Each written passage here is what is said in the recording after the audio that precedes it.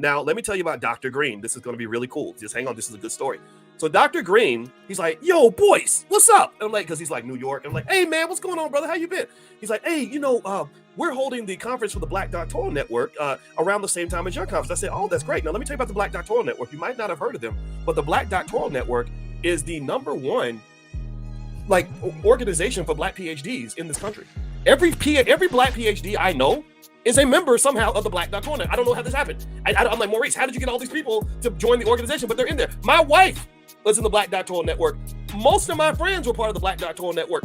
Most of the PhDs that I know, and I love all of y'all, even if you're stuck on the plantation, I want to help you get off. I want you to be free so we can all get together and solve these problems, because I know for a fact that we've got enough smart people in our community to solve every problem that we have. I know for a fact that we are better at solving those problems than anybody else. I know for a fact that if we put our energy into it, put our foot in the green beans, so to speak, we could actually solve all these problems and fix our people within a few years. So I'm really enthusiastic about those of you that understand what I'm trying to say here, and I hope that you'll hear this and receive this. So anyway, so Maurice tells me this. He says, yeah, so your convention, you invited me to speak at your convention. I said, yeah, I'd love to have you on a panel. And he goes, guess where we're having our convention? Guess when we're having our convention? I said, yeah, well, the same weekend as ours. I said, oh, so you can't make it? He said, no. He said, guess where we're having the convention? I said, oh, you're gonna be in Atlanta. Wow, that's cool. We'll be in Atlanta too, October 20th through the 22nd. And he said, yeah, guess what hotel we're having our convention in? I said, no, not the Marriott Marquis. You kidding me? You're kidding me. Literally, we are in the same hotel, in the same city, at the same time as the largest organization of Black PhDs in the country. Tell me that ain't God. Like my mama is, I gotta fix this thing. I love this statue, by the way. My wife picked it out, or she was with me when I picked it out. And I just thought it was the coolest thing in the world, because I'm a soldier. I believe, shout out to the soldiers out here.